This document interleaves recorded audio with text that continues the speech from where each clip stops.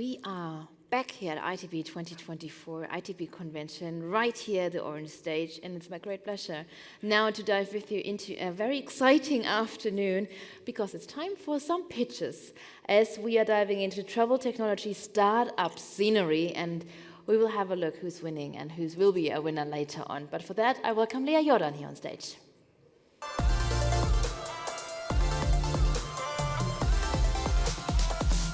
Yes, and thank you once again for being here with us, for choosing us, given the time, given the choices, given we're in Berlin and there's happening a lot in our industry and everyone's coming to Berlin from all over the world. We appreciate that. But also, we will give you a good session now for the next hour. Be excited. We have an interesting panel followed by pitches, and the startup founders, they will receive feedback live on site here. So I think that's a very good setup.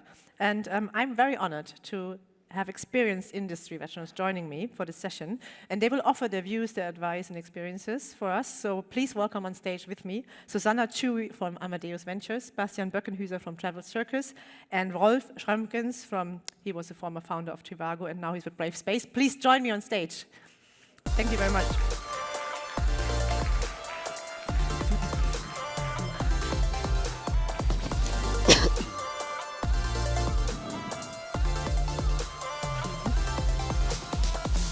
Yes, make yourself comfortable, feel like at home. Thank you very much for being here. Thanks. And as every round, I will do it very professionally. We do the full introduction. So Susanna Chewy, you are head of Amadeus Ventures at Amadeus IT Group. Thank you very much for coming in again. It's the third time, right, we're doing this? It's my third time. Thank you for the invitation. So you're a loyal customer of the ITB Travel Technology Startup Session. Thank you so much. And then Bastian Böckenhüser, you are the founder and CEO of Travel Circus. So I invited you because you could be one of the ideal personas for a successful startup founder, right? Did you know that? No. So first of all, sorry, I lost my voice. I'm going to try my best to still be noticeable, but thanks for having me. Yeah, wonderful to have you. And then Rolf Schrömkens, thank you so much for coming. Many in the industry know your name, and they also know the brand that you built one day. And then, it became one of the most successful companies in our industry, Trivago. So he founded Trivago together with a great team. And now you're doing Brave Space, a space for entrepreneurs. Thank you so much for coming in and coming back to ITB for this industry once again. After 15 years, yes. First time actually. You know, it's an honor to have you. Thank you so much. And yeah, Susanna, you are head of Amadeus Ventures, as I said, and it's the startup investment program of Amadeus IT Group. That's correct, yes. Right. So can you tell us a bit about how do you approach this at Amadeus? Sure. Yeah, so we started the program more than 10 years ago now, realizing and understanding the importance of interacting with the startup ecosystem. Entrepreneurs have a lot to offer, and same as a corporation, right? Together, we will be able to hopefully accelerate some of the innovations that will be needed by our industry. So that's the overall philosophy of the program. And so we work with early stage startups. So we try to find we provide the startups with both funding. So we have the head of the financial VCs, a similar criteria to the financial VC. At the same time, so we are purely strategic, which means that we would only invest if we believe that Amadeus can add value into your startups. And so by joining forces, is being able to bring our technology, our expertise, and also our reach to the ecosystem, and share that with the travel ecosystem. Right, okay. And Rolf, I'm not sure how you feel about it, but everyone will, in this environment, always make the reference to Trivago, right? You are a serial entrepreneur. You built this company, and within a decade, it became the most successful hotel search company, right? I think there is no one in travel that doesn't know the brand. You brought Trivago public in 2016, but then in 2020, you stepped back as a CEO. Mm-hmm. Give us a brief background. What have you been doing since then, and what are you passionate about right now? So I was always passionate about travel, but I was also passionate about building a lively organization. And I think we became knowledgeable for, or known for creating an organization which was very agile. And I think we moved a lot in the time that we were active together.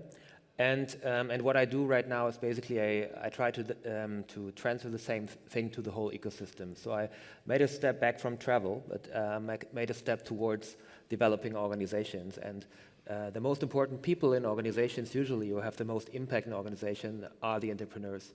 And what we do is we give entrepreneurs space to evolve themselves, because we think only evolved personalities can also create organizations, evolved organizations, and only evolved organizations can create a real impact on society.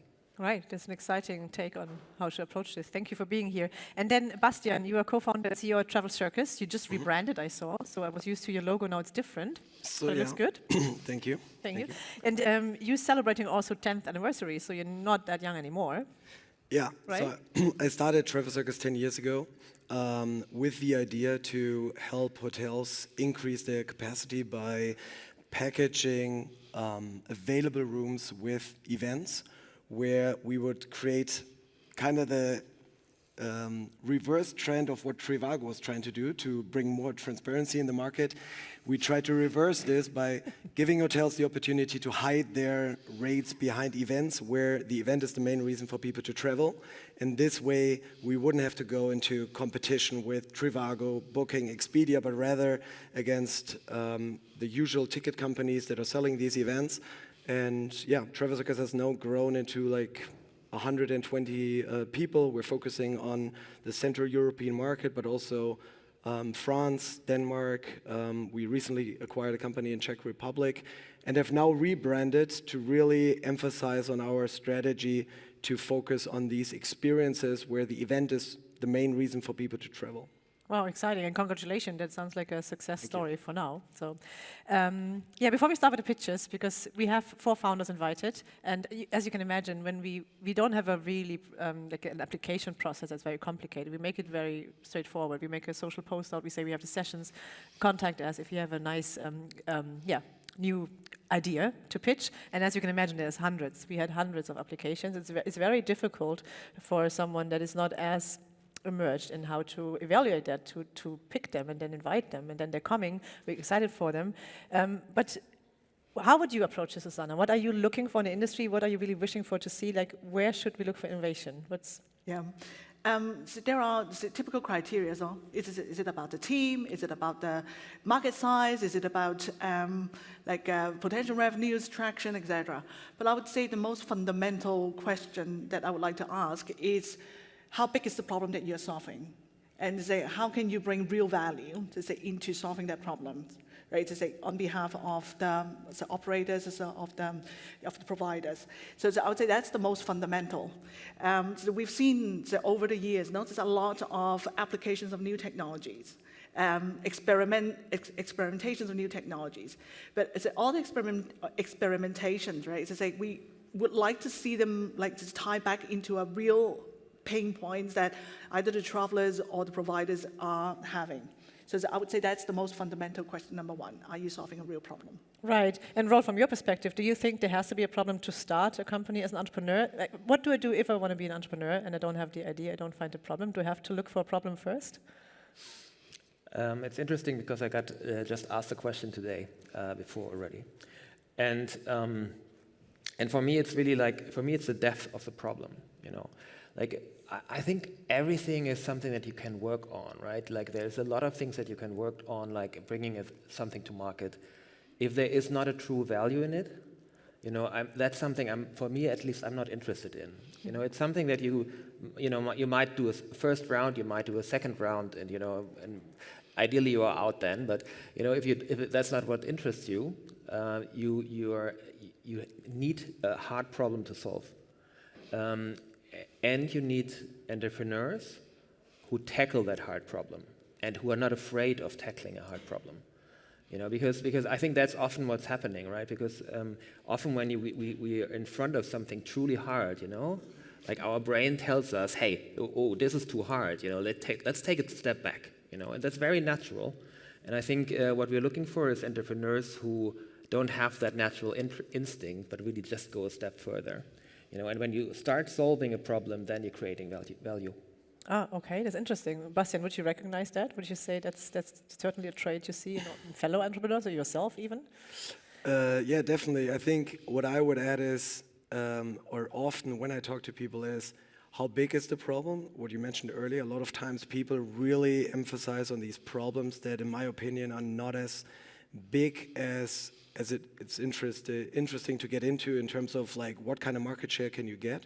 The second thing is that a lot of people are very naive when it comes to like scalability, because we even recognize it in our own business model that we obviously had to like find ourselves around and like try certain things in order to see how can we scale it even further. And I don't think we are already there. There's still room for improvement. So scalability, I think, is the second thing. And then third is marketing. How do you get the product out there? Because a lot of people have this naive idea about, I don't know, word of mouth or other potential partnerships that's going to bring you there. And at the end of the day, you need the hard facts, like how much do you pay for the acquisition of a customer? What's the lifetime value of this customer? How can you arbitrage it? And I think that's where a lot of people are very naive at the beginning, which is fine, but you have to learn it very quickly then afterwards. Right, I saw you nod in agreement. Rolf, are you agreeing? Yeah, I think it's one of the biggest problems that we have with innovation in travel. You know, like, I mean, you have here an example, and I think it's a very typical example, where innovation in travel is possible. You know, I've seen a lot of models in the last 20 years. And unfortunately, a lot of innovation, and a lot of that innovation doesn't exist anymore. And the reason for that is that there is no space, basically, or rarely is other space, which is so highly commercialized as a travel space. Oh, wow. So it's just incredibly difficult, and you're having really big players who just have built commercialization engines over the last 20 years.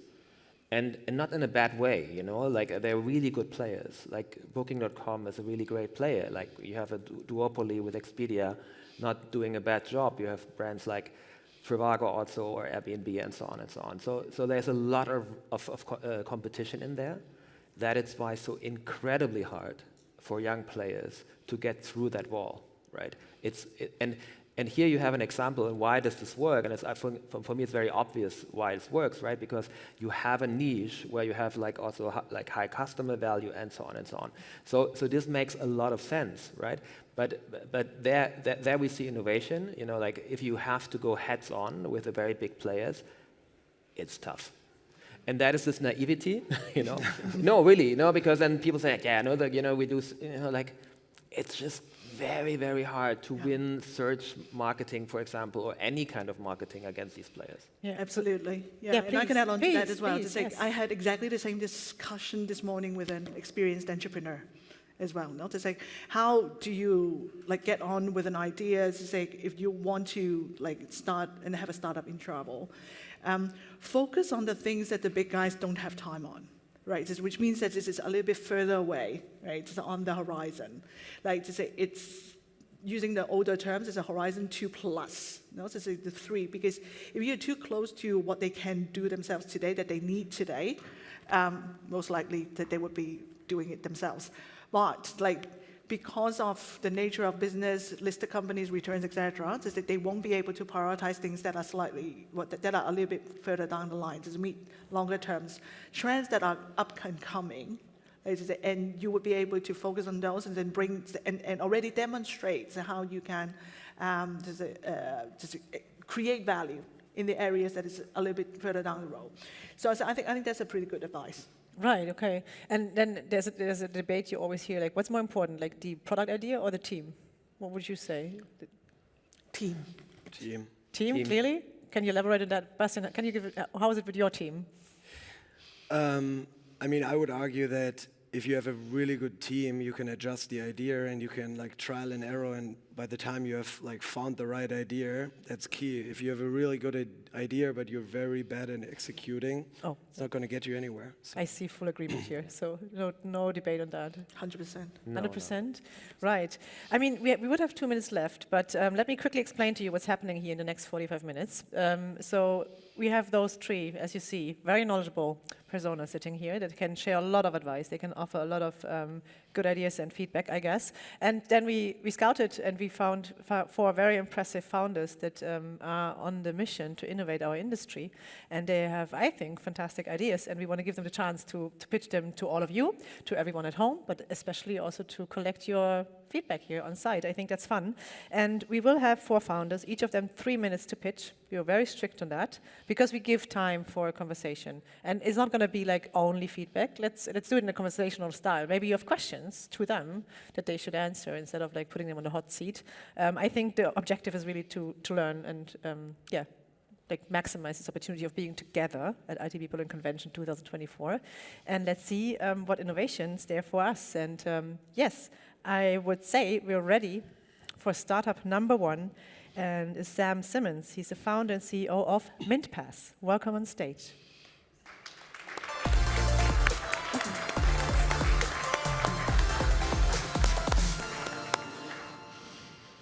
Hi, everyone. Hello, judges. Thanks for having me. Do we have... There we go. Sorry, I don't have a... Oh, right here. Perfect. We're 10 minutes, 10 minutes gone.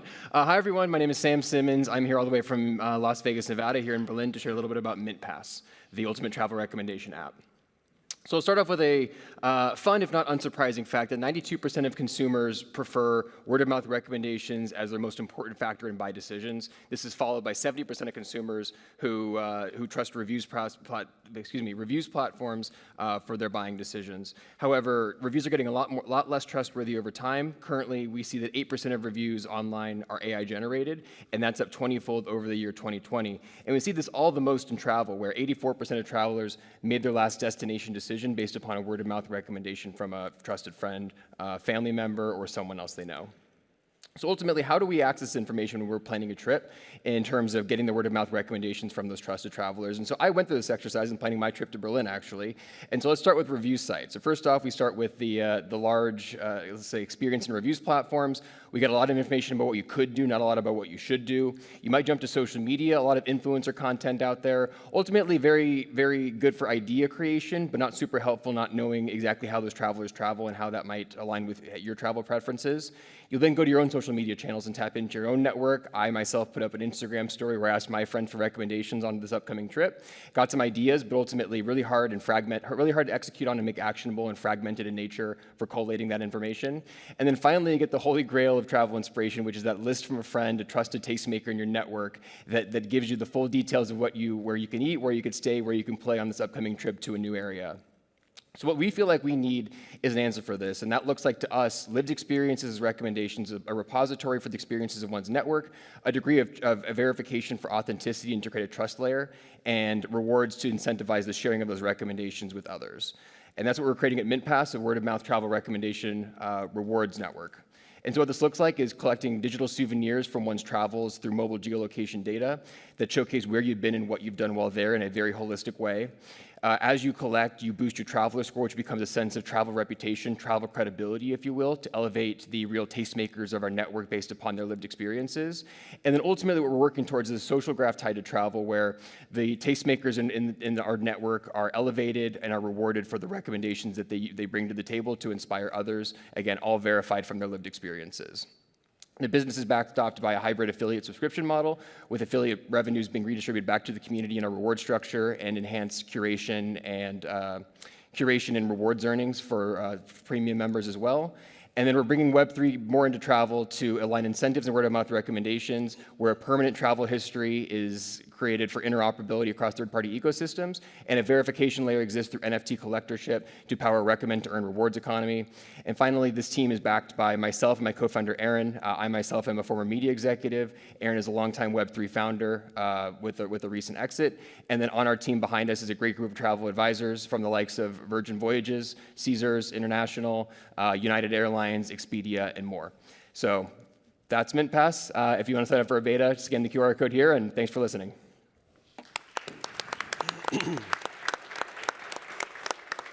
Wow, that was almost perfectly on time. But it was on time. That was hard. That was on time. No, it was good. No, you lost a few seconds at the beginning. Let's be fair. Appreciate that. Yeah. No, thank you very much for that pitch. And well, I opened the floor. First thoughts. Someone wants to go first. I see Rolf is like, are you ready with your first question? Thinking. You're still thinking? Susanna, How please. are you? Oh, Oh, sorry. yeah, no, go, please. No, ladies first.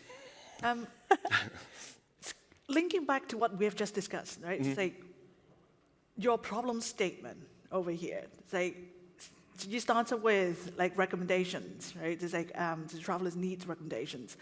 At the moment, are they having too few recommendations or too many recommendations, right? It's like what we're talking about, not social media, it's the TikToks, like Netflix, like these are all like influencing the inspirations areas, and ChatGPT, like giving you guidance for free. How do you think about your platforms as being an additional recommendation channel to them? No? How would you acquire travelers to be on your platform? It's a good question. I mean, our bet, which is perhaps a bold bet in the age of AI is a very strong buzzword. We don't believe AI solves everything, and for that matter, I think we're entering an authenticity crisis at large, where the time it takes to create content is now shorter than the time it takes to consume it, and ultimately in planning travel, I don't think anyone would ever say that they're short on information. And I think a lot of the users that we talk to, in fact, say it's really the recommendations from friends that they trust that are most impactful to their travel decision making. And so to then the question, the benefit here and the answer is around the process of not necessarily too many or too few, but rather the discovery of and the organization and collectorship of the recommendations from your network, where you can pull in the restaurant recommendation from this friend here. You can pull in the hotel recommendation from this friend here, the tour from this friend here, have that in one single place and book that at the point of inspiration. So that's, I think I might have answered the question. That was the thought behind it. Right. Bastian, you want to go now? So I think my two questions would be, first of all, how are you planning to make money? And then second, how are you going to market it? Like what do you think, how much is a user going to cost, and how are you going to acquire these users? Sure. So very valid questions. So I in the speed run of that slide, I quickly passed over it, but it's an affiliate subscription affiliate model. We model it actually, the best like mainstream comp, I guess, would be a platform like Twitter, or formerly known as Twitter. So they have their Twitter Blue layer for their power users. We consider ourselves having what we call a tastemaker threshold, or a tastemaker premium layer, which is our subscribers. They'll have enhanced earnings, better customization, discoverability, curation, and then along with that, I mentioned in passing there, booking at the point of inspiration. So you're able to book the experiences that you find on the platform, and then that drives an affiliate transaction in our back end, which then is the redistribution mechanism back to the community and the tokenized reward structure. Sure, but I mean, in order, like, just from my own experience, Sure. I would be very careful, like focusing on affiliate marketing, since you're a mobile only solution, right? And especially nowadays, you have a lot of transition loss when it comes to affiliate marketing from mobile to desktop. So in order to really be successful in that business model, I think you would have to completely integrate and become a booking solution in order to book attractions, etc. So I'm just saying I would be very careful focusing just on affiliate marketing and really looking for potential alternative. I appreciate that. We have longer term aspirations to take that to another level. I think really what we need to do first is prove that A, people want to collect these things and share their travels in this way, and B, they'll book based upon that information, because the rest is a moot point if we can't get to part two. And maybe there could be also a subscription model where people are willing to pay for certain influences, experiences, 100%. Or whatever. Sure. I've heard it called OnlyFans for travel at a certain point. Oh, wow, okay. but we won't go that far. Right. Rolf, do you have a question or a thought? Yeah. So I really like the aspect of saying, like with AI, basically the classical recommendation deteriorate, right? The value deteriorate. Mm-hmm. And you're saying, okay, we attach this more to a person, right? Mm-hmm. But is it my friends, or like, because you always make the example of my friends? Yeah. Like, is it really my friends on this platform, or is it somebody that I recognize? It's friends and travelers like you. And that part two is based around basically being able to index travel personas. So a recommendation from a random person might not mean much, but if you know that based upon your logged past experiences, you're 95% of like in terms of how you travel, the recommendations likely mean a whole lot more just knowing that you have a propensity to enjoy the same things. Because the question would always be like, how do you get my friends on your platform, right? That'll inherently be the challenge with any of these sort of chicken or the egg type propositions. For us, so I think actually I didn't answer the part two of the earlier question in terms of go-to-market. So we're taking a very creator-led focus, in particular thinking about this as a key component in a creator link tree. So if I want to just get inspiration from their larger news feed, but if I want to make that actionable, it's really hard to do so. Scrolling through their feed, going through their story highlights. So this becomes like you can be exposed to my travels here, but if you want to deep dive my actual experiences, check out my Mint Pass profile with link to my bio. Mm-hmm. So a social-led approach, I guess, is the shorter answer to that question. Right, we are perfectly on time now. That was perfectly timed. So please, a big round of applause for the first startup pitch, Sam Simmons from Mint Pass. And now we're already ready for startup number 2. And I welcome on stage Darya Gogunova, co-founder and CPO at Denizen. Please come on stage and tell us where the innovation is at.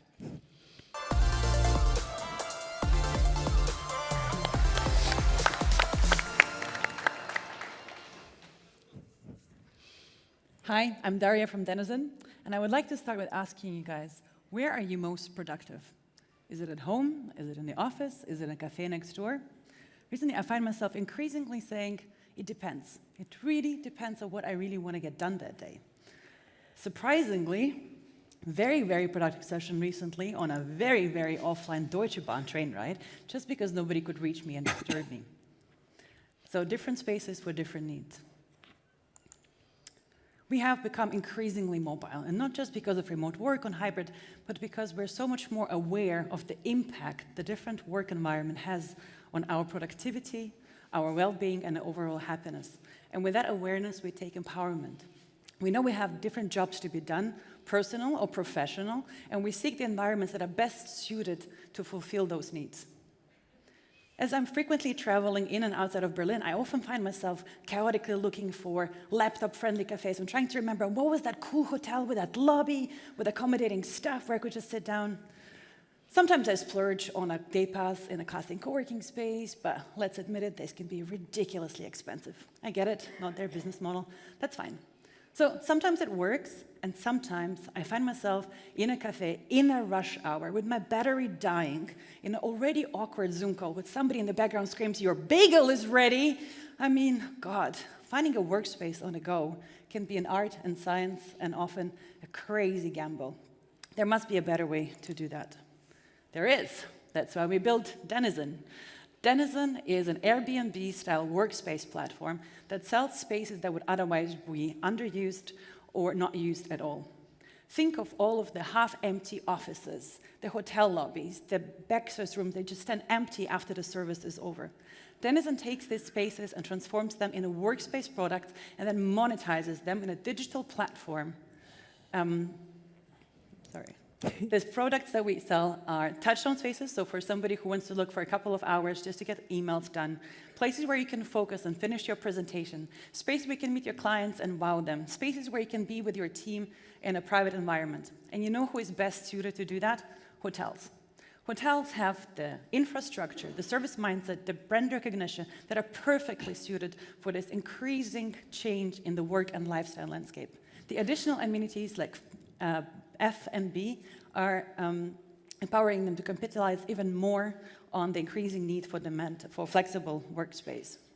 But there's a huge but. The huge but is the risk of underestimating how different this product is from selling rooms. You need to understand the different client requirements, the technology and distribution that are needed to attract, onboard, service, and retain these customers. And that's why you need Denizen. Because we are not just another tech startup, we are a seasoned team of hoteliers and technologists who know how to innovate and monetize underutilized spaces. Our successful collaboration with brands like Numa has proven our ability to generate revenue and to increase customer experience. So it's time to reimagine the workspace for the future. Don't let your space go to waste. Thank you. Thank you. Big applause. Yes, thank you. Thank you, Darya. First thoughts? Who wants to go first? I can go first. Yeah, please. So is it meant as like a transaction platform? Is it like a subscription model where I pay a monthly fee and then I can go to whatever place I want to go to? Yeah, I would say both, right? So it works like a marketplace, like Airbnb, exactly. So we charge 20% commission to our space suppliers. However, in some spaces, we also have a monthly passes, which allow you either to go to this specific place, unlimited, or to different spaces within the network. And then if I can add one more question, aren't you competing against the regular coffee place that is offering this for free? That is true. I mean, there is definitely an overlap. There is quite a difference, though. First of all, you are guaranteed to go to a place which is suited to work. We work with hotels and cafes and coach them on how to set up the space that is most equipped for a working environment. They also add then coffee or drinks included, so there's justifies to spending the money for the pass. So the customers who then book these day passes, they're really reasonable prices. They understand the value for money, and they also don't have this awkward feeling, I'm going in there, I don't know what to expect. These people are welcoming me, and there's a dedicated space for me. And when you say reasonable price, can you give an example? Like how much does it cost? Yeah, it really depends on the space, but some of the day pass, for example, at Kaschk, Berlin, in Mitte, we pay 12 euros, and you have 2 or 3 coffees included. Okay, cool. I would like to Yeah, please, Susanne. Yeah. I would like to expand on the topic of competition or similar products, right? So looking at this, how would you position yourself versus the WeWork equivalent, right? Which is also a co-working space, very suitable for doing things quietly or in a group in the meeting rooms. No? At the same time, you also have like just another class of companies who focus on booking meeting places, say meeting brokers and whatnot. No? So there are a lot of solutions out there, say focusing on the problems that you're trying to solve. So how would you position yourself being different from them? Well, we've approached only the spaces that were not in the business of making money with spaces, not meeting rooms, but rather the spaces that would otherwise would be idle, right? So the bars during the day, they're empty, or the offices that are not used, but the lease is for the next 10 years, so they don't know what to do with these spaces, right? They have a meeting room in the office, but they're not using it, so, you know, they're not a conference hotel or something like that. And with hotels, we work with Numa, for example, they have a staff-less digital experience, right? So what we've done, it's a symbiosis where we have converted their lobbies into co-working spaces, but very down-to-earth, very pragmatic, very different from a classic WeWork experience. I don't know if that answers, yeah? Rolf, you have a question or a remark? So marketplaces always have the chicken and egg problem, right? So like how do you stay relevant for the hotels, right? Because I try to imagine like how this works, right? You're saying like, okay, there's a bar, right? And so the bar alone is not a co-working space. You have to put some effort into it, right? So you have to make it nice. You have to check it and so on. So you have to involve yourself into it, right? So like how would you make sure that there is enough business for the hotel to do that? Because compared to the other business, it's probably small for them, right? Yeah, it is, and I think it really depends. I mean, we have to understand that we have a phygital model, right? So we're saying we're not just a technology platform. We have a really strong hospitality experience in our team. I think that's the approach we also take. So besides the marketplace, we also do consultations of how to pimp out the space and depending what you try to achieve. For a touchdown space where you just want to go get a coffee and emails done, you don't necessarily need to change much in the lobby. And that's a space that would have otherwise be not monetized at all. So it's more like an additional income rather than a displaced attention. And we have worked with some hotels where we have together invested in a proper fit-out space, but then we have the demand to justify the fit-out. And how much, what's the commission that you get from the 12 euros for the daily pass? 20%. So that means you make €2.40 for every transaction for a daily pass. Okay. Yeah. I think that's going to be tough to acquire a customer profitably in the first acquisition. So I would really consider leaning into the subscription model where you have an offer for, let's say, $2.49 a month, and there's a point system that you can go to these various places, because obviously with $2.49 and 20% commission, there's way more room to acquire a customer than being highly unprofitable on the first acquisition of just like a daily pass. But yeah, that's exactly right, and that's the direction we're going as well. I mean, also aligning ourselves with the real estate and landlords who are actually seeking to provide these services to their tenants as part of the tenant retention model. So maybe you could even think about like offering like a booking solution for these venues itself, so that you have like a white label solution on the cafe website or whatever, so that they can like push it for you. Exactly. No, go ahead, please. Yeah, No, of course. Coming Yes. back to your customers, is like, who are your target customers, right? To say when I've described the two different alternatives, you have the more formal ones that goes to WeWork. So say we have more formal meetings that goes to meeting spaces. How are you going to be able to target the customers that you want to target and be able to get them to pay that price, right? Because it sounds like they are the more casual, so digital nomads, right? It's like, and repeatedly using your service is that question. So I would encourage you to explore that question. So how can you actually find that customer segments that you want to sell to? Yeah, thank you. Right, thank you, Daya. Daya Gogunova from Denizen. Thank you so much. A big applause, please. Yes, now we are ready for startup number 3, and I welcome on stage for the next pitch Michael Ross, CEO and co-founder at Sleep.io. Please come on stage. Thank you very much. Hi, good afternoon. Amazing to pitch us. I'm super happy to be here. Sleep.io, the first web-free hotel booking platform. Look at Gen Z, look at the new generation of travelers. Maybe a few of you are here. They have different needs.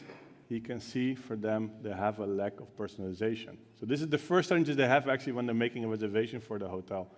Limited payment options. They were the first one who adapted Apple Pay and other payment methods. They're the first one actually accepting and using crypto payments. Loyalty programs are outdated. They want to be directly incentivized with tokens or directly with discounts. And security concerns. Privacy is gone if you look at Web2 companies, and actually they have ownership with Web3. We're on an all-time high. I think majority of you, maybe some of you that have crypto, I think you see as well, it's booming. So it's really booming if you look at crypto payments. If we see the adoption actually of crypto payments in the world, it's identical as internet. So it is coming, and people say, yeah, is it a scam or something? No, it is the future of payment. That's why we launched Sleep.io. How does it work and what are the benefits of blockchain? We will try to remove as much middleman as possible and using blockchain data to personalize the experience. You connect your wallet, could be MetaMask, could be Coinbase, or we're creating one for you by using your social media account and you get access to exclusive deals. What I already mentioned before, majority of the users actually in Web3 using dark mode. So everything we do is really focusing on this generation, Slick IA, and we're supporting over 200 cryptocurrencies. How does it work technically? You connect your wallet, you're making a search, base actually what is in your wallet, could be tickets for events, could be anything, could be what you're holding, could be NFTs, we know what kind of user you are. We're certifying the request on the Camino blockchain, we have the information from the user, could be bookings, could be transactions from the past. You get in the deals, only visible for Jane, she's the only one who can see the offers. She can pay with crypto, and the booking is done on-chain, which means also becomes technically NFT, which also opened functionalities for a secondary market. AI is super important. I already mentioned before in previous presentations, the combination of AI and blockchain is super powerful. So we're identifying every hotel picture which is out there. Does it have what kind of color palettes are there to make sure we're making sure that the user get the right recommendation. So it's personalized offers and personalized recommendations. There's a lot of information available. I keep it short. All the information which is out there, we're using it to actually make sure the user get the right information. The booking platform, you're searching for Berlin, connect your wallet, or we're creating one for you with your social media account, Apple ID, whatever what you want to use. You see the offers, you can pay in cryptocurrency, and you do the checkout, and you have a really fair deal. Team very experienced, so indeed experienced in Web2, travel, later Web3, so large background also in Web3. Me founded Bidroom before, looking at Brendan, huge experience in travel, in Web3. In 5 months, we closed major partnerships, which include Etihad Airlines, which includes the largest Web3 communities, which is also driving us, the users on our platform, and become travel partner of the biggest ones. Closing here is just the beginning for us. We only launched 5 months ago. We closed with the largest Web3 communities, 500,000 hotels bookable. We are partnering with the largest Web3 communities for this year. Also, we did a small 12-hour token sale. We sold over 300. We won 2 awards. We did pitch twice. We won 2 in Web3, so happily I won those. Hopefully win this as one as well. Thank you. Thank you very much. Applause. Yes, give him a big round of applause. Thank you, Michael. Any thoughts from the expert panel? Yes, please, go ahead. We had that debate offline already, so you know perfectly well what questions I'm going to ask you, Michael. 2 things that you mentioned, not to say in your presentation, crypto payment, personalization. Personalization, do you really need the blockchain to do personalization on hotel? Yes. Right? And then the second one, is crypto payment really a USP for a hotel OTA? Start with the first one, yes, because based on your wallet experience, so we're storing, first of all, it's like, okay, who's owned the data? That's the first discussion always going on in Web 2, right? If you're looking at an Amadeus, if you look at Booking, Trivago, who owns the data? Now, the user owns the data. He actually, by connecting his wallet, he gives permission who can access the data he's actually sending. So yes, this is very important. Based on this one, if you have a ticket for ITB, and tickets moving into blockchain. So if you have a ticket for ITB, which is actually an NFT ticket, actually we know that somebody goes to ITB. So when you're searching actually on our platform and you have a ticket of ITB, we know that you're going in here. We can actually change the order of recommendations. The same if you have a board tape, for example, and a monkey picture of 100K, you have a different spending, so you also see different order of photos, different order of hotels. Is crypto payments a USP? No, I would say it's not a USP, but is it a need from the next generation travelers? Yes. Yeah, but what stops But we also Booking.com and accept, Expedia? we accept credit card. Yeah, right. So, Yeah. and then the other way around, like asking the question differently, not to say what stops Booking.com and Expedia to include crypto payments to be able to address the same community. I guess it's going to happen. That's why I said it's not a USP, but I would say it's a need, and also it is a nice differentiator, right? We can see people as in crypto, especially past days, when actually their money become 30, 40, 50% more. They want to travel, and if you have them, why not use them indeed on our platform? So yes, it is an advantage, and of course you target a specific niche. We do accept also credit card payments, but if you see the use on the platform, 95% are the crypto travelers. Right. Rolf, what are your thoughts? Do you have a comment, a question? Yeah, like my question would be around like also again personalization, right? Because like theoretically I get the idea, right? So basically your data is stored with you, right? Okay, get it. Like practically, right? So like this data has to be stored in a specific format, because if it's not stored in the perfect format, right, it cannot be accessed. It has to be also filled by others, right? So yes, you can access it, but who fills it? Like and if that should be a real advantage, right? It has there has to be something in it, right? It's not only accessing it. Yeah. If you know how a token NFT is based, if it's a ticket, for example, for ITB Berlin, give this example, we know that it's a ticket for NFT Berlin. So the information is in the token. So there's a lot of, it can be metadata, it can be different information which is stored in the data, or in the token. So looking at the personalization part, yes, we're creating our own infrastructure, but eventually it doesn't make a difference because their standards, check in, check out, that whatever. So I would say if you're using the inventory of suppliers or hotels, etc., this is still standardized, but those things moving into smart contracts as well. So if, like, to answer your question, like, if things are stored on chain and they're giving permission, you can do everything with this information, and how you're converting, how you're using it is up to the platform. Yeah. If they're stored there, right? Sorry? If they're stored there, then you can access them, right? If they give permission, you receive the information what they're sharing with you. Yeah. And others store them. Okay. And how do you source the hotels via Expedia, or? It's a complete combination. So it's majority now is wholesalers. We have the infrastructure ready to get hotels directly. We did in the past as well with Bidroom, which I founded. So we know how it works, right? We know the landscape of travel technology. More hotels are moving into direct connectivity, and one thing we're also launching with some hotels, and we had many requests, can we directly receive crypto payments as well? In some countries it's really acceptable. Otherwise you off-ramp and they receive directly in fiat. So we do the off-ramping. For them there's no difference, right? We can still build on their API. When you say bed banks, so that means you sell it in your own name? No, so the inventory can come from memory. So everybody can respond to the request. Maybe it wasn't clear. So we're sending a request. So the search of you is minted on the chain.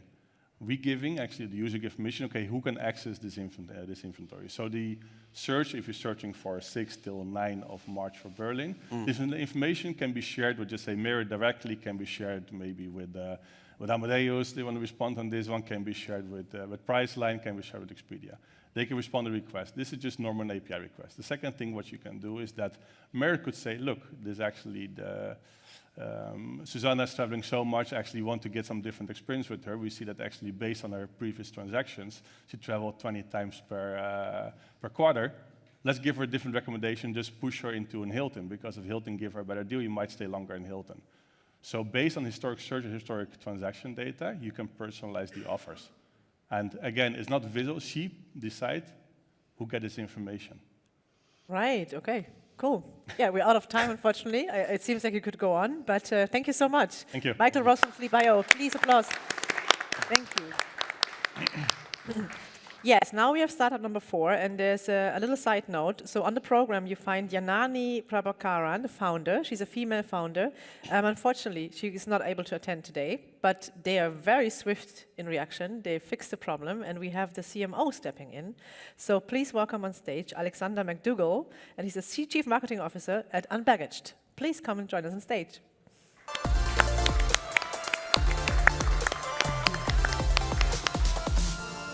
Hi everyone, it's great to be here. So I'm just going to basically explain what Unbaggaged is. So I'm going to picture a scene for you. So you've just stepped off the plane, you've got 3 or 4 bags with you, and you can't check into your apartment until 3 o'clock. You're only there for 4 days, so you want to try and maximize your holiday as best as possible. So what do? You're either going to go to a left luggage place, you're going to find a storage unit online, and then you're going to have to pick up your bags, take them all the way down there, wait in line, and then finally hand your bags over. Which means your holiday can start, right? But when you're ready to check in again at 3 o'clock, what do you have to do? You have to go back to that same storage unit, pick up your bags, and take them back. On average, travelers take 2 hours out of their day locating, finding, and then having to go back to these storage units. Fortunately, Unbaggaged has a solution. So we come to you, we pick up your bags, we store them, and we drop them back off to you. So let's look at this example again. You're just off the flight, you've got your bags, and you go on Unbaggaged web app. You get to see where, when, what time, and how many bags you want stored with us. And then you let our storage and transport partners get to work. They'll come directly to you, pick up your bags, store it in our storage hubs, and then when you're ready to check in, they'll drop it right off at your apartment at 3 o'clock, which means the minute you get off that flight, you're enjoying your holiday. So Unbaggaged was founded in 2021 in the 2nd most visited city in the UK, Edinburgh. Since then, we've expanded to Glasgow and Manchester. We've stored over 2,500 bags, and we've partnered with over 500 short-term let apartments, including tourist organizations and event companies as well. Year on year, we've increased sales by 250%. The business model for Unbaggaged is all about scalability. So we've built a transport and storage network that is able to expand fast and also take over cities with an ease. So if we continue the map that we had for Edinburgh, and we do that again for more cities, we'll be able to continue our expansion throughout the UK and more. So, our founder, Janani Prabhakaran, some of you might know there's a show in the UK called Dragon's Den. She was on this, and we had validation from Deborah Meaden and Stephen Bartlett. Obviously, validation only gets us so far. We've had no investment up to this point, so we've been bootstrapping the business to get to where we are today. We are looking to change the travel industry one baggage at a time. So any support today will really take the baggage off my shoulder. Thank you. Wow, that was even faster. Applause, yes. Thank you very much. Do we have a first question, first comment? So who's going to do the transportation? Is that actually your partner, or are you doing it yourself? No, so we have a network. So we have a network for private hires, so we kind of jump on some as they get more off-peak bookings. And then we also partner with storage hubs as well. So it's giving them more revenue and also these taxis as well. And what's your commission model on this? Like, how much are you making? So we charge £12.50 per bag, and we transfer the transit cost directly to the taxis. So it depends on how far you're traveling. On average, customers store 5 to 7 bags with us, and the average price is between £80 to £150. And then one last question, if I can. How do you market it? Because I mean, we had this question before, like, I think this is a very niche target audience that you have. So I would think that it's very, very hard to actually target these people. And aren't you also competing against hotels that offer the storage at least for free? Of course, yeah. So we mainly at the moment is just bootstrapping with affiliates. So obviously we've got 500 short-term let apartments, and we've got travel agencies and events companies that are recommending us. But the one thing as well that we're carrying on doing is obviously expanding our services more. So at the moment, it's a two-way service. We pick up the bags, store it, and then drop it back off. But with hotels, they have their own storage. So the best way that we look at it is, if you are just checked out of your hotel and then you've got the rest of the day. Your flight's not until 4 o'clock, but your bags are in the hotel. You can go enjoy your day, but then what do you have to do? You have to go back to the hotel again. So we have a one-way service as well, where we'll go to the hotel, pick up your bags, and take it to the airport for you. So you can go directly to the airport. I think that your project solves a real pain point, like that I can personally relate to. Right? I think especially with the Airbnb usage, right? So you can't like keep the bag like in those apartments. In those cases, yes, so you're finding a space to store your baggage. There are alternatives, as nanny bags, yes, etc. But obviously, your solution is neater, but the but here, no, it is logistically very heavy on your end, right? And the level of service that you need to deliver for a happy customer is quite high, right? It's equivalent to us calling an Uber, and if I need to wait for 7 minutes for the car to come, I would be upset, right? And it is similar in your business model. So you have the suppliers, and you have the customers that expect high level of service. You mentioned just now that you are seeing bookings is going up exponentially. Yes. How has been your experience in managing the supplier side of the equation to make sure that you can guarantee that level of service? Yeah, no, of course. So we currently have partnerships with various private hire taxi companies within each city. And we kind of have a level of expectation for each kind of taxi company. And obviously, like you said, with Uber, if you're waiting 7 or 9 more minutes, you're not going to be happy. So we have a system where it's like most of our customers either pre-book whenever they're booking their apartment, whenever they're booking an apartment for some of our affiliates, or there's on-demand option, which obviously is up to 10 minutes whenever you're booking, which is normal for most taxis to come to it. But usually, we see turnaround times of 5 minutes, and with some of our taxi companies, if they aren't able to reach certain limits, we obviously have that kind of conversation with them to see how better we can help them. Because it's a situation where our partnerships, it's not a one-way, we help them and they help us.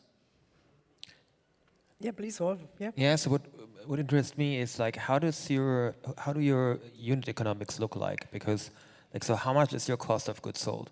So when you're looking at a bag, like I think you said like your average basket value is 80? 80 to 150, yes.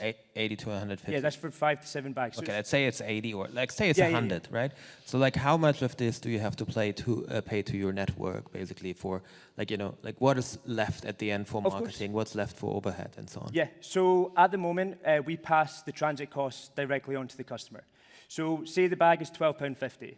On average, customer will be putting in 4 bags, so we're saying £50 for just the bag storage. And then the transit costs can be anywhere from £15 to £25. So we add that on top, and then the taxi company will get that directly. And the only thing that we pay is £3 per bag for the storage itself. Okay, so basically it's the storage, right? And the handling fee in the storage? Yes, yes. What was it? How much are you making in total now on the $100? Well, so if it's saying the £80 is the kind of cost, and say £30 is the transit costs, we have £12.50 per bag, and then there's a £3 storage unit as well. Yeah. And I mean, can I add one last Absolutely, thing? Because yes. I mean, Rolf earlier mentioned the chicken and the egg problem, and I would imagine that it's very expensive to acquire all of these places and to really scale much faster. You have now 2 places. And I mean, I like the idea of the transportation part, but have you looked into tapping into already existing networks with these storages and offer that transportation and focusing on the one hand side on getting the demand from business development by getting all of these platforms to push you, and on the other hand to focus on the logistics rather than acquiring these storage places? Because I feel like there is already a couple of startups out there that do the same thing, and it's quite heavy to like get that network going. Yeah, so we don't own any of the storage units. So they're partnered out, and then whenever our bags are used, so it's either, a lot of our network is either spare storage space that someone's got for a business, and then we're just giving them £3 for a bag that we store. There's no overhead costs or anything like this. It's once a bag is there, we pay that, and it's £3 per day. Yeah, I meant acquiring a new place that works with you. That's also expensive, right? All right, yeah, no, it is, of course, yeah. And it's obviously something that we need to be developing into as well. Right. Well, I say thank you. Thank you, Alexander. And a big applause for Alexander McDougall from Unbaggage. Thank you for having you. Right, so that was the 4 startups. Do you have some closing thoughts, Susanna? What do you feel like? Was there something that really stood out to you from the 4? Yeah, because I think it comes back to the discussions that we had in the beginning. So is there real pain points, or is it trying to apply new technology to a solution, right? And I think what we are missing today, maybe covered by other sessions as well, there are 2 themes that we are quite we're wanting to do more in the programs. So one is around environmental. So how can we address the environmental impact of the travel that we're doing as an industry to be able to continue to promote communications, travels, but at the same time, keeping a balance with the environment that we are in. And also, another topic is around how can we enable people who want to travel to be able to travel? So this is coming back to is accessibility. Right, there are people that may be finding it difficult to travel today because of difficulty in finding the information, difficulties in finding the support system for them. So how can we bring them into the travel system as well? No? So I would say, yeah, those are the topics that I think there are still a lot of room for innovation. Right, yeah, it's good points. Bastian, what did you feel? Is there anything that stood out to you? Or? I mean, I thought the majority were really good ideas. I think it comes back to what I said at the beginning, scalability, market size, and marketing. Like, how do you acquire customers? I think that's where I really would emphasize, like, how big is the pie and how are you getting customers and how expensive is it to get these customers? And are the unit economics in your favor? So, yeah. Did you have a favorite? I would do a couple of adjustments in the business model, but I think my favorite would be MinPass. Right, okay. And Rolf, what were your thoughts? Is there any, you came back to the travel industry. Are you impressed now, or did you expect that? Was it something unexpected? What's your sentiment right now after you heard the pitches? Yeah. I think it's still not that easy. Yeah. Like I would also say, like, yeah, I agree. Like, for example, MinPass, it's a deeper idea, but to be honest, have also heard it already 10 times. And it's not, like, and it's still a great idea. Like, I have to say that the initial idea of Trivago was also MinPass. And so we started with this, like, building content from travelers and very individualized profiles and so on. That's why also, like, the question that I asked was, or like I mentioned, was like, maybe something changed, right? And maybe now it's the right time.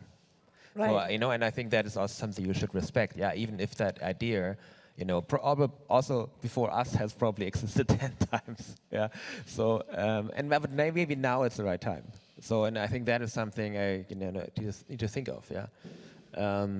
I generally like, when you speak about environmental impact, I also like models which are using resources in a new way. I really hate wasting resources, and seeing, like, empty spaces in hotels is a waste of resources. So yeah, I see the environmental impact there. So yeah. That's true. That's a good perspective. Yeah. What would you say? Between the... Yeah. Who would you go with, like, if you had to choose one now? And why? Of course. It's a tough one to choose among the 4. Between MinPass and Unbaggage, I have to say.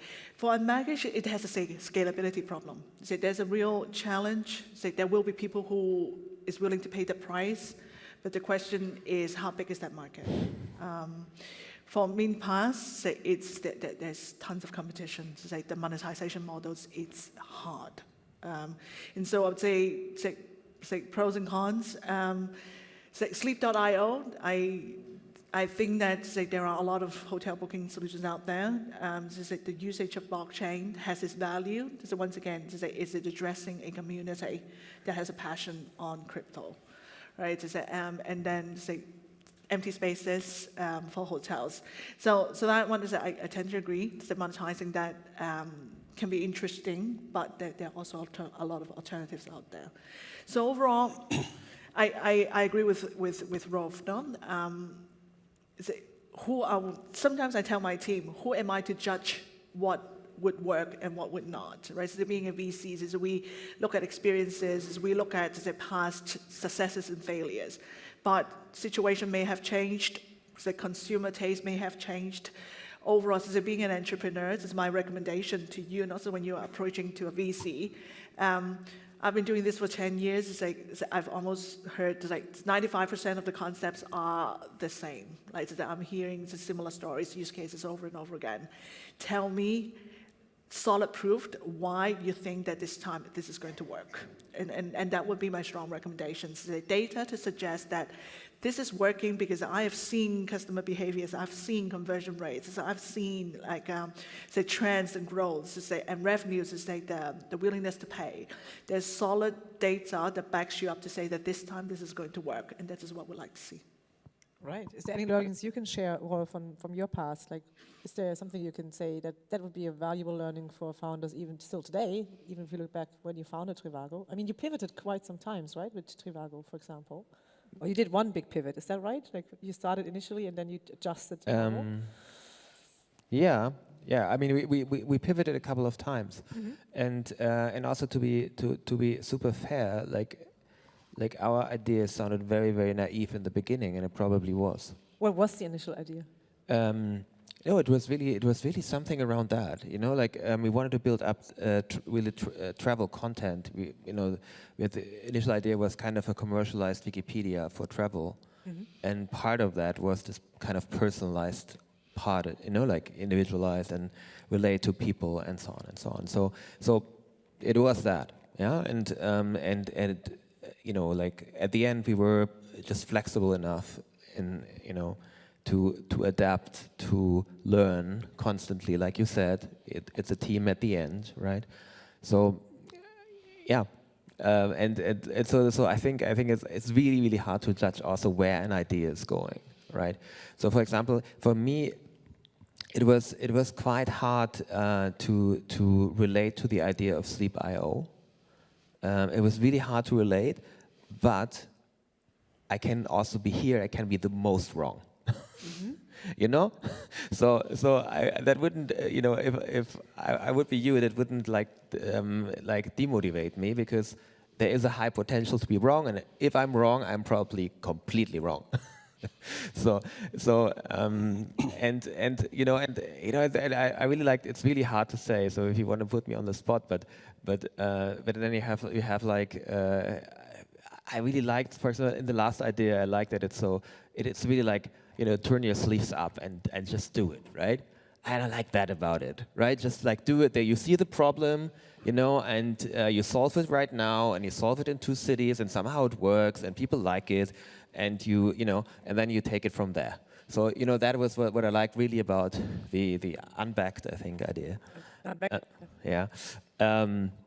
Yeah, and then we have the hotel topic, and I like that there was a team that really has also like industry experience, and it didn't seem like somebody is just coming up with a crazy idea and has no connection to the industry. So that's what I liked about this idea. So so yeah, so it's really hard for me. It's really hard. There's different aspects in it. Yeah. I would probably at the end I would go for unbacked, because I like this kind of like, we just do it. Because you always want something like that when you travel, maybe. But don't you think then, in terms of scalability, it's going to be super tough? Like now they are in 2 cities. I wouldn't underestimate the work of like going into a city, acquiring all of these places to work with. Yeah. Yeah, no, probably. absolutely. I like the business model. I think we would have more time, right, to look at what, because I still have, we get now the answer that it's like, I don't know, €50 margin basically on every customer, right? Yeah. We would usually have the time to go into it and really better understand it, right? And probably we get to a point where then it doesn't work out. Yeah, But that's where I like the meta approach, kind of like you did with Trivago, where there are already companies doing this, like they already acquired these places to work with. So why don't build this brand on top of that, tap into their already existing places, Because and do the logistics? I understand, but you have a huge quality assurance problem. True. Yeah. So coming back to unbaggaged, and I'm going to make a bold statement. Say it's always coming back to the problem. That's right. If there's a problem that is big enough, similar to the super early days of Netflix, right? So mailing, say DVDs, isn't very scalable, right? But that is a problem to be solved, and then you come up with a streaming platform. And where I'm getting at is unbaggaged is a problem for autonomous cars. So in the days where you would have autonomous cars that shows up in front of you and you put the bags in and then it goes away by itself and stores itself and then it comes back when you need it. No, so that technology can address the problem, not today. You need a long breath for that one. But Exactly, that's why H3, the big guys won't be able to do it today. But kind of and I mean, in California, they have robots driving around the food, so might as well be very near future. So exactly. So yeah, always coming back to there's a problem that's worth solving. Maybe today's cost base isn't ready for delivering that service, but just once you've learned all the tricks and conversions around, say, that problem, so that when the technology is ready, you will be able to ride that wave. So, yeah. Right.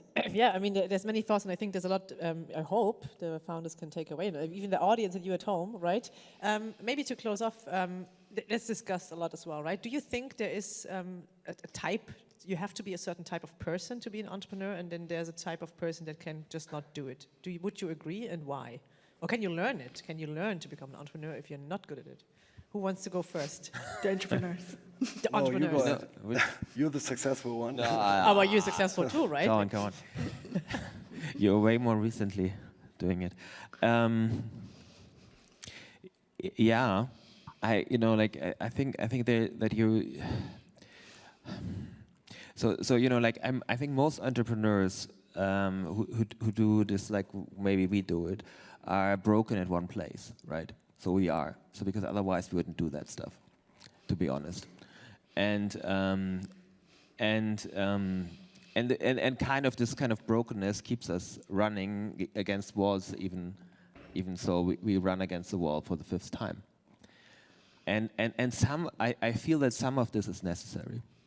And I think there is then the time when you have to work on it, because otherwise it gets adapted for the future, for yourself and the company. But in the beginning, a lot of this is necessary, and you have to live with the fact that people call you naive. Oh. And when I was here the first time on ITB, and was, I don't know, probably 2004 or something, everybody was laughing at me. Like really, literally everybody. And I went to a lot of companies that don't exist anymore. And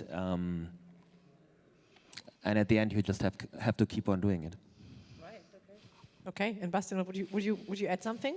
Yeah, I agree 100%. I would just, you need to be risk adverse. I think you need to be crazy in order to take a good paying regular salary job and throw yourself into this roller coaster of starting your own company.